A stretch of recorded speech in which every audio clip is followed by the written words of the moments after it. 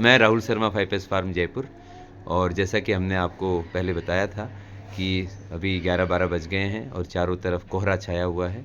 राजा जी national park के परिधि में हम हैं और हमारे सामने बैठे हैं मुकेश कुमार जी, और हम इनके मुंह से वो कहानी सुनना चाहते हैं जो हमारी घी की कहानी है।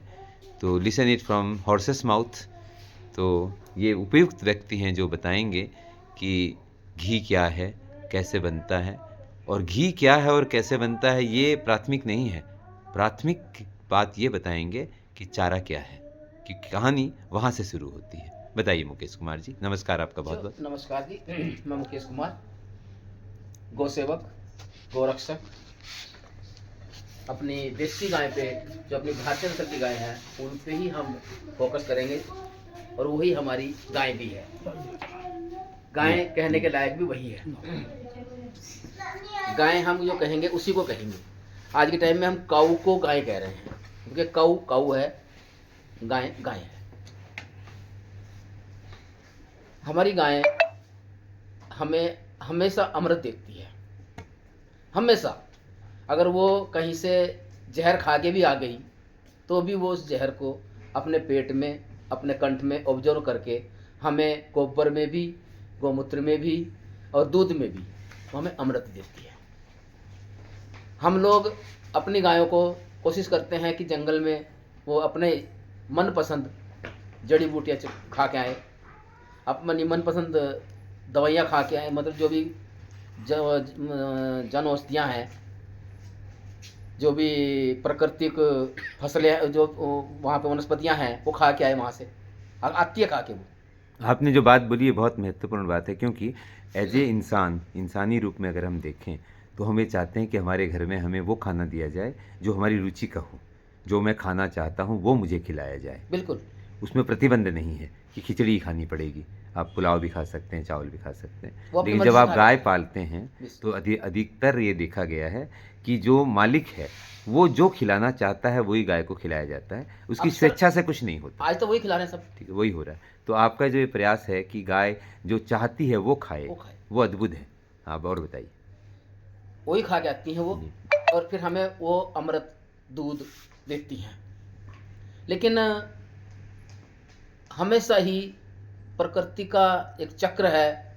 उस चक्र में कभी वो वनस्पतियाँ जंगल में नहीं भी होती हैं, एक कोहरा पड़ता है, पाला पड़ता है, उसमें नष्ट हो जाती हैं, कुछ ख़त्म हो जाती हैं, कुछ मतलब सूख जाती हैं। तो फिर हमें अपनी गायों को बाहर से खिलाना पड़ता है। अब बाहर से खिलाएंगे तो फिर देखो, बाहर का तो बाहर का ही है ना, है ना। अब 2 महीने ऐसा से सीज़न आता है, एक सर्दियों में 2 महीने का सीज़न, जिसमें कि हमें बाहर से पराली भी खिलानी पड़ती है, भुस्सा भी खिलाना पड़ता है। अब जब बाहर से पराली भुस्सा खिलाएंगे तो लोग बाग कहेंगे कि लिए तो बाहर की खा रही हैं, इसमें तो जो है अब उसका असर आ जाएगा दूध में, गौमूत्र में, गोबर में। लेकिन बाकी सब गायों में आ सकता है। बाकी मतलब जो हमारी एचएफ है, जो अपनी जर्सी हैं, या हाइब्रिड गायें जो भी है, उनमें आ सकता है। जो दोगली हैं उनमें आ सकता है उसका असर, उनके दूध में, गोबर में। लेकिन जो प्योर हमारे पास देसी गाय है, भारतीय नस्ल की, उसके गोबर में, गौमूत्र में या दूध में उसका असर नहीं आता है, क्योंकि वो उसको अपने कंठ में ऑब्जर्व कर लेती हैं, आगे शरीर में भी नहीं जाने देती हैं उसको। तो हमारी गौ माता हमारे लिए एक माँ है, माँ है, माँ है। वो हमें जब तक हम जिएंगे तब तक हमें अपना दूध पिलाती है, आपने बहुत अच्छी बात बोली, और इसलिए वो माँ है। आपने एक सच्ची बात बोली कि आप जैसे किसी भी गौपालक के पास, किसी भी गौशाला के पास, या जो घी बनाते हैं उनके पास जाएंगे तो वो ये कहते हैं कि हम जो चारा भी खिलाते हैं वो भी केमिकल फ्री होता है, या उसके अंदर कोई खाद नहीं डली होती, मतलब आप कहते हैं फर्टिलाइज़र नहीं डला होता, यूरिया नहीं होती, डीएपी नहीं होती, वहाँ हमारी घास पैदा होती है। तो ज़्यादातर ये देखा गया है कि सिर्फ कहानी होती है, कहानी है जी, वो तो कहानी सब के अलावा कुछ नहीं है। तो आप जो ये सत्यता बता आज रहे हैं, ये बहुत कम लोग बताते हैं कि कुछ समय ऐसा भी आता है जहां आपको बाहर से ये सारी चीज़ें लेनी पड़ती हैं, और जब आप बाहर से ये सारी चीज़ें लेते हैं तो आप सामने वाले पर विश्वास ही कर सकते हैं कि वो जो कह रहा है वो सच कह रहा है। हो सकता है वो झूठ भी बोल रहा हो, लेकिन चारे की उपलब्धता न होने की वजह से कई बार आपको वो चारा भी इस्तेमाल करना करना पड़ता पड़ता है जी, है। क्या लेकिन करें, बहुतायत पेट तो में भरना है ना, पेट तो भरना है ना। लेकिन बहुतायत में 10 महीने आपकी गायें जो हैं वो राजा जी नेशनल पार्क वो की पाल तलहटी में जो जंगल है वहाँ स्वेच्छा से अपना खाना खाती हैं। राजा जी में तो नहीं जाती हैं, हाँ लेकिन सामाजिक वानिकी है यहाँ पे, हाँ हाँ ठीक है। वहाँ पे जाती हैं। राजा जी पार्क में तो खैर प्रतिबंधित है। हाँ फिर भी कुछ इलाके ऐसे खुले हैं जहाँ से गायें राजा जी नेशनल पार्क में जा रही हैं और वहाँ चर के आ रही हैं। नहीं नहीं, राजा जी पार्क में जाने नहीं देते, ठीक बिल्कुल है नहीं, ठीक है प्रतिबंधित है वहाँ तो। ठीक है। तो लेकिन कितना सामाजिक है, उसके आसपास ही राजा जी में ही मिला जुला हुआ है, हाँ वो सामाजिक है, वहाँ पे जाती है, वहाँ पे मतलब कोई एक तरह रोक-टोक से नहीं है। चारागाह की बात कर रहे हैं। हाँ जी, हाँ जी। ठीक है। तो वो सरकारी है या ग्राम पंचायत का है वो भूमि जो है? नहीं, सामाजिक ही है, social forestry social forestry social है, फॉरेस्ट्री उसकी है। हाँ। और ग्राम पंचायत में तो बस सरकार की नियति क्या है कुछ नहीं कह सकते। ग्राम पंचायत में चरागाह है ही नहीं कहीं भी, सब चरागाह पे वहाँ पे वो कब्जा हो हर जगह, तो बड़ी बात तो ये है। स्पष्ट बात है।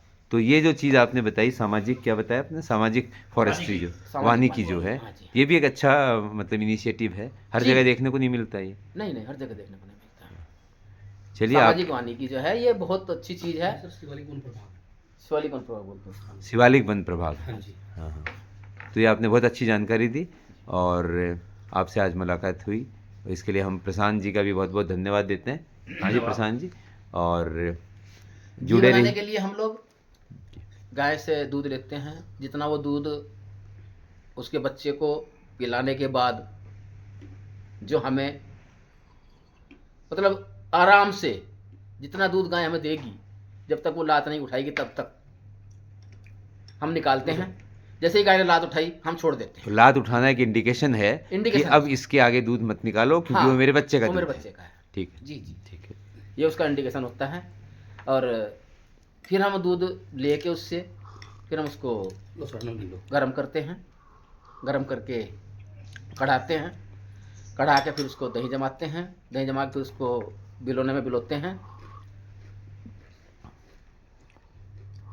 लकड़ी की मंधानी से जी मक्खन निकालते हैं। मक्खन को 2-3 दिन के लिए हम रख लेते हैं स्टोर करके, फिर उसका हम घी बनाते हैं। साथ के साथ उसका घी नहीं बनाते हैं। कारण क्या है साथ के साथ घी बनाने में और साथ 3 के दिन साथ स्टोर घी बनाने करने में? में उसके अंदर खटासपन आ जाती है, ठीक है। और जो खटासपन है उसके अंदर की वो 2-3 दिन में एक पानी के रूप में परिवर्तित हो जाती है। जब मक्खन में खटासपन है और फिर वो बाहर निकल जाती है, जो मक्खन प्योर रह जाता है उसका फिर हम घी बना लेते हैं। बहुत बहुत धन्यवाद आपका ये जानकारी देने के लिए। और जो हमें देख रहे हैं वो ये समझेंगे कि किस तरह से आपका ये प्रयास जो है वो भारतीयता की तरफ है, ये कॉमर्शलाइजेशन नहीं है। गायों के अस्तित्व को बचाते हुए उनकी जो स्वैच्छिक चरने की आदत है उसको आगे बढ़ाते हुए जो आप घी बना रहे हैं उसके लिए आपका बहुत बहुत धन्यवाद। घी में तो घी बनाने के लिए तो देखो बहुत प्रकार के घी बन जाते हैं, जी बहुत प्रकार के घी बन सकते हैं। मतलब एक तरह से औषधीय घी भी बनता है, हर प्रकार का घी बन सकता है। अगर कोई किसी प्रकार का जो डिमांड के ऊपर बनवाना चाहे हम बना सकते हैं, डिमांड के ऊपर। क्योंकि ऐसे ही बना के रख देंगे, कोई नहीं लेगा तो हमारे तो वो बनाया कर मेहनत बेकार हो जाती है। लेकिन घी एक ऐसी चीज़ है जो कि कभी खराब होने वाली चीज़ नहीं है। ये तो अगर आप जितना पुराना होता जाएगा उतना ये औषधि तो आपने कहा जितना पुराना होता जाएगा, तो आपके पास क्या आप पुराना घी भी रखते हैं? पुराना घी रह जाता है, लेकिन हमारे पास बचता ही नहीं है। ठीक है ठीक है। हमारे पास बचता ही नहीं है, क्योंकि हमारी तो क्वालिटी वो है कि जो एक बार लेके चला गया वो फिर एक बार देखो बार बार देखो। बहुत बहुत धन्यवाद। Thank you very much.